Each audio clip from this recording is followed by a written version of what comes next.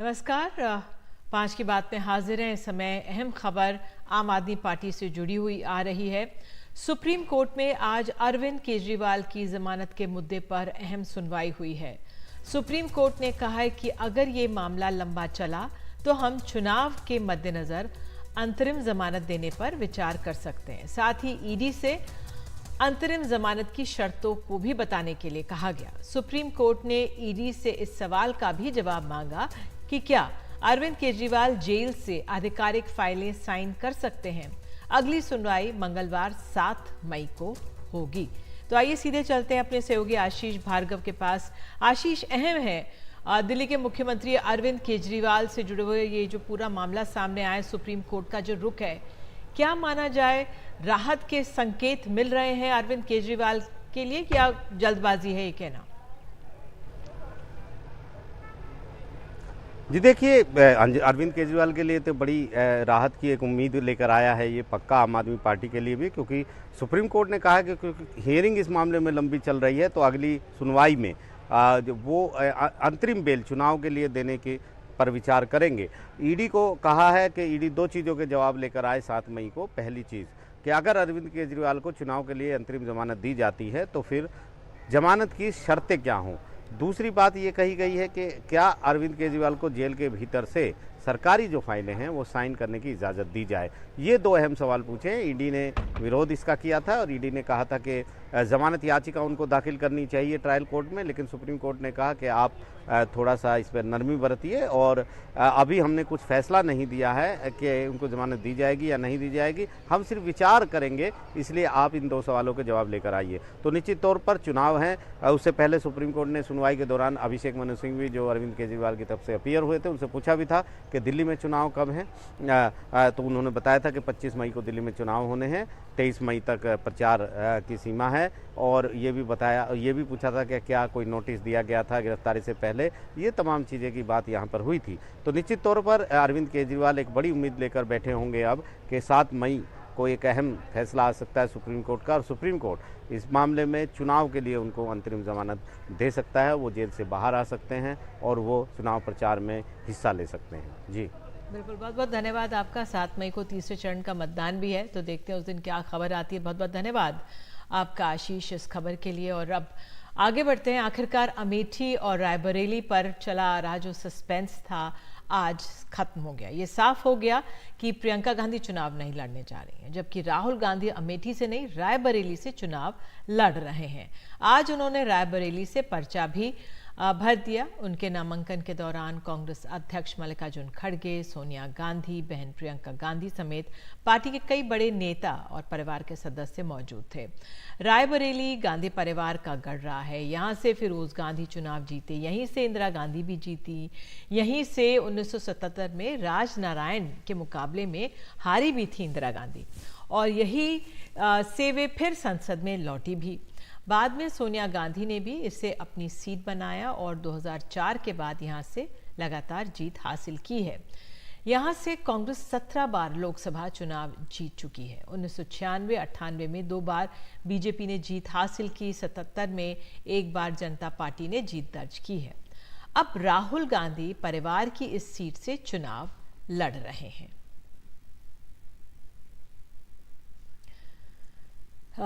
लेकिन जितनी बड़ी ये खबर है राहुल गांधी रायबरेली से चुनाव लड़ेंगे, उतना ही बड़ा सवाल ये भी कि उन्होंने अमेठी छोड़ी क्यों।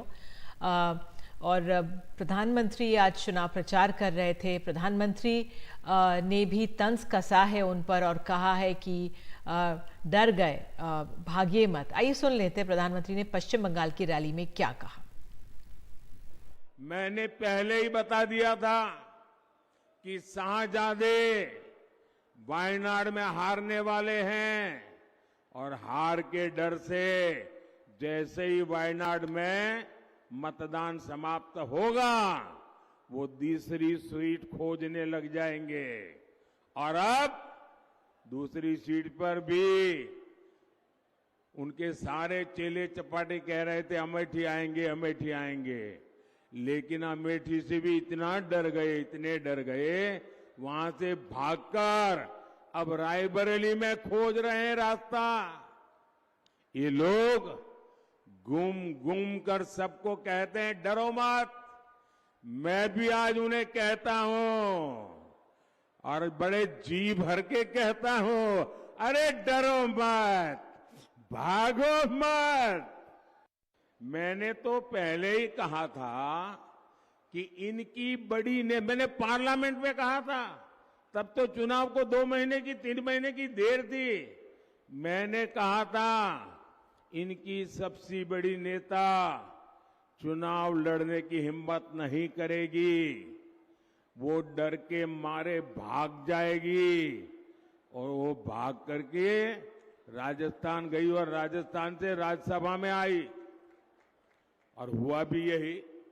मोदी जी ने तो एक ही बार ट्राई किया और चंद्रयान लॉन्च हो गया। ये राहुल बाबा नाम के यान को सोनिया जी 20 बार लॉन्च कर चुकी है, मगर लॉन्चिंग इनकी सफल नहीं हुई है। और आज 21वीं बार फिर से अमेठी से भागकर रायबरेली में पर्चा डाला। अरे राहुल बाबा, मैं यहां से रायबरेली का परिणाम बता देता हूं। भारतीय जनता पार्टी के प्रत्याशी दिनेश प्रताप सिंह के सामने आप रायबरेली से प्रचंड बहुमत से हारने जा रहे हैं। मेरी बात लिख। राहुल गांधी के रायबरेली से उम्मीदवार बनाए जाने पर केंद्रीय मंत्री और अमेठी से बीजेपी की उम्मीदवार स्मृति ईरानी ने कहा है कि कांग्रेस अमेठी से चुनाव से पहले ही हार मान चुकी है। अगर उन्हें जीत दिखती तो राहुल गांधी खुद चुनाव लड़ते। आज गांधी परिवार का अमेठी लोकसभा क्षेत्र से ना लड़ना इस बात का संकेत है कि प्रधानमंत्री मोदी जी के दिशा निर्देश में, उनके नेतृत्व में अमेठी में जो बहुमुखी विकास हुआ है, उस विकास के चलते आज अमेठी की जनता ये पूछ रही है। तो अगर 5 साल में, जिसमें 2 साल कोरोना के थे, अगर भारतीय जनता पार्टी के सांसद और सरकार के लिए ये संभव रहा, तो 50 साल से और विशेषतः 15 साल लापता रहने के बाद इतनी पीढ़ियों की हानि गांधी परिवार ने अमेठी लोकसभा क्षेत्र में क्यों की? उधर अमेठी से कांग्रेस के KL शर्मा को टिकट दे दिया गया है। प्रियंका गांधी ने इसे ही उचित बताया। उन्होंने सवाल का भी जवाब दिया कि राहुल अमेठी से उम्मीदवार क्यों नहीं है। क्योंकि किसी को संचालन भी तो करना है। हम हाँ, बहुत अच्छी चॉइस है। बहुत समय से शर्मा जी संभाल रहे हैं अमेठी को।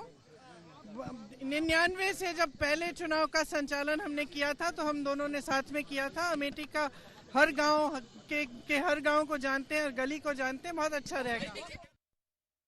और आइए सीधे चलते हैं पहले अपने सहयोगी रणवीर सिंह के पास। रणवीर, तो फिर आखिरकार आज सुबह सस्पेंस समाप्त हुआ, नामांकन हो गया, तमाम नेताओं के, बीजेपी के शीर्ष नेताओं के बयान भी सामने आ गए।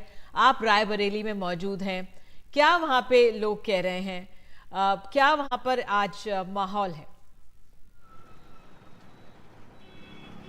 देखिए, मुद्दा तो एक तो बीजेपी को बैठे बिठाए कांग्रेस ने दे दिया है कि अमेठी से गांधी परिवार का कोई नहीं लड़ेगा, क्योंकि गांधी परिवार ये कहता आया है कि उनका गढ़ है अमेठी, रायबरेली, और इस बार गांधी परिवार अमेठी से नहीं लड़ रहा है। और इसका सीधा उदाहरण प्रधानमंत्री, गृह मंत्री से लेकर तमाम बीजेपी नेताओं ने दिया।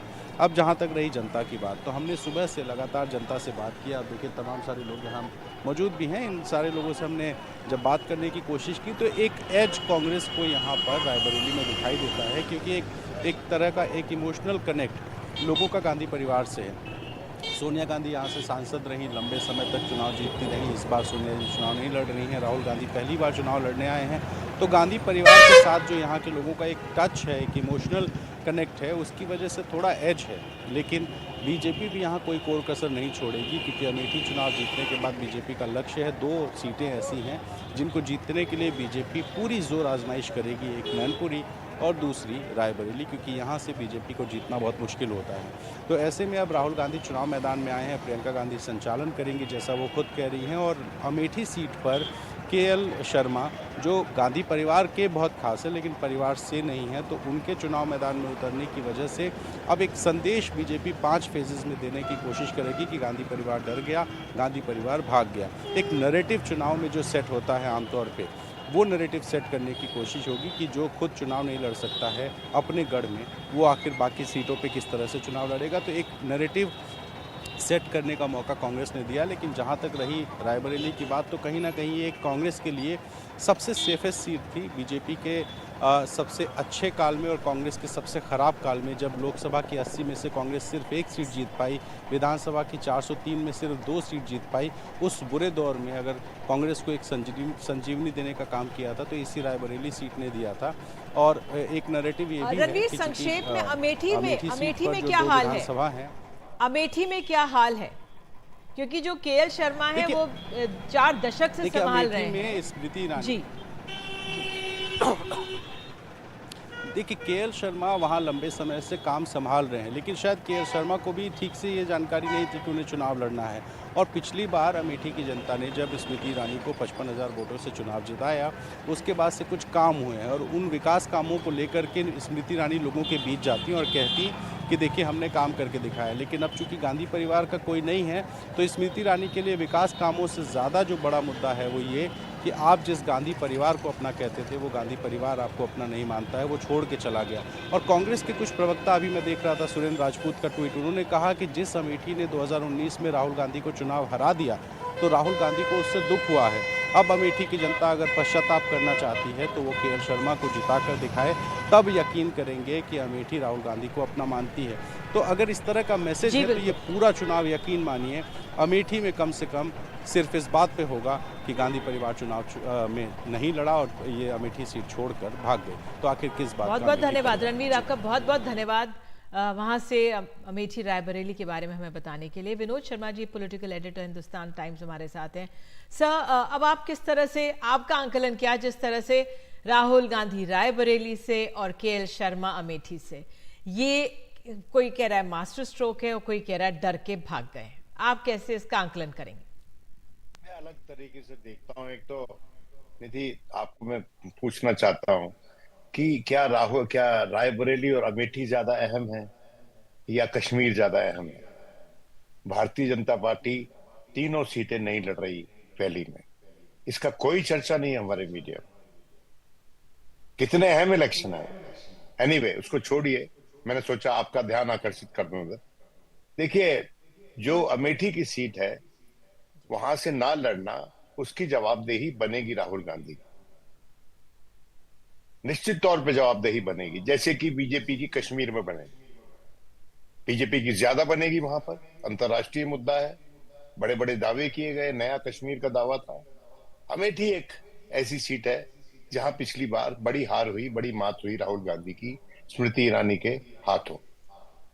और ये जो रायबरेली की सीट है, ये अहम है गांधी परिवार के लिए। मैं ये कहता हूं जब बार बार कि रायबरेली जो है वो गांधी परिवार के लिए चुनावी तौर पर आनंद भवन है, और जो अमेठी है वो एक लॉन्चिंग पैड है। आपको अगर याद हो तो जब पहला इलेक्शन वहां से संजय गांधी लड़े, तो पहला इलेक्शन लड़े थे वहां से लॉन्च हुए थे। उसके बाद संजय गांधी वहां से राजीव गांधी वहां से लॉन्च हुए, फिर सोनिया गांधी वहां से लॉन्च हुई, फिर राहुल गांधी वहां से लॉन्च हुई। वो लॉन्चिंग पैड, लेकिन असली सीट उनकी रायबरेली है। अब सवाल ये उठता है कि आप क्या बताएंगे जनता को जाके, अमेठी की जनता को, कि आप क्यों नहीं लड़े। ये बात सच है, मेरी जानकारी है कि राहुल गांधी अपने आहत फील करते थे कि उनको अमेठी की जनता ने रिजेक्ट किया। उनका ये मानना था कि मैंने उनकी सेवा में बहुत काम किया, लेकिन अंतोतोगत्वा जनता ही जनार्दन होती है और नतमस्तक नेता को जनता के सामने होना पड़ता है, होना चाहिए। लोकतंत्र का तकादा वही है। लेकिन मैं इस बात को मानने से इनकार करता हूं कि अमेठी का इलेक्शन डिसाइड हो चुका है। कोई भी इलेक्शन वोटिंग से पहले डिसाइड नहीं होता, और जो भी वोटिंग से पहले रिजल्ट अनाउंस करते हैं उनको हमने देखा है कि वो पशेमान होते हैं बाद में। तो किसी को ये करना नहीं चाहिए। रही बात रायबरेली की, तो रायबरेली एक सेफ सीट है गांधी परिवार के लिए, आज भी एक डिफिकल्ट प्रदेश में जिसका नाम उत्तर प्रदेश है। रायबरेली एक सेफ सीट है, वहां पर मैं समझता हूं जीतने में कोई दिक्कत होनी नहीं चाहिए।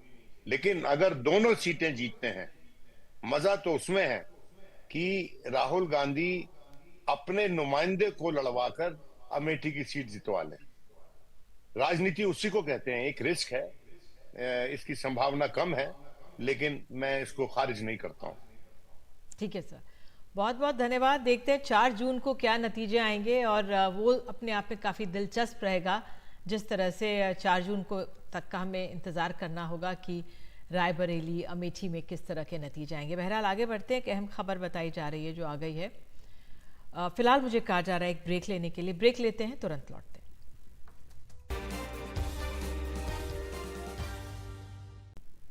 पूर्व मंत्री और बीजेपी की नेता इमरती देवी को लेकर विवादास्पद बयान देने वाले मध्य प्रदेश कांग्रेस के अध्यक्ष जीतू पटवारी अब बैकफुट पर हैं। उन्होंने अपने विवादित बयान को लेकर सोशल मीडिया एक्स पर खेद जताया है। उन्होंने कहा है कि मेरे एक बयान को तोड़ मरोड़ कर गलत संदर्भ में प्रस्तुत किया जा रहा है।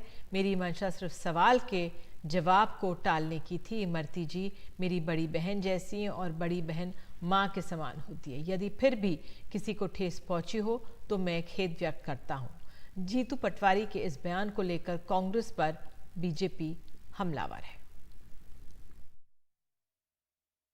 मैं इमरती देवी जी का जहाँ तक सवाल है, बड़ी बहन है मेरी, और चूंकि बड़ी बहन माँ जैसी होती है, तो मैं इतना ही कहूँगा कि मेरा संदर्भ सिर्फ इतना था कि सवाल कैसे टले, और उसके अलावा इंटेंशन कुछ नहीं था। फिर भी अगर किसी प्रकार की कोई ऐसी भावना ठेस पहुंची हो किसी की भी, तो मैं खेद व्यक्त करता हूँ, माफी चाहता हूँ। ये किसी भी प्रकार से किसी भी संदर्भ में कोई नेगेटिविटी मेरे मन में भी नहीं थी, मेरे माइंड में भी नहीं थी, न हाथ उड़ाना था, सिर्फ भावना सवाल को टालने की थी। पश्चिम बंगाल के राज्यपाल सीवी आनंद बोस ने उनके ऊपर लगे यौन उत्पीड़न के आरोप खारिज कर दिए हैं। राजभवन के कर्मचारी के आरोपों पर उन्होंने कहा है कि ये मनगढ़ंत आरोप हैं। पुलिस सूत्रों के मुताबिक राजभवन की एक अस्थायी कर्मचारी ने राज्यपाल पर आरोप लगाए हैं।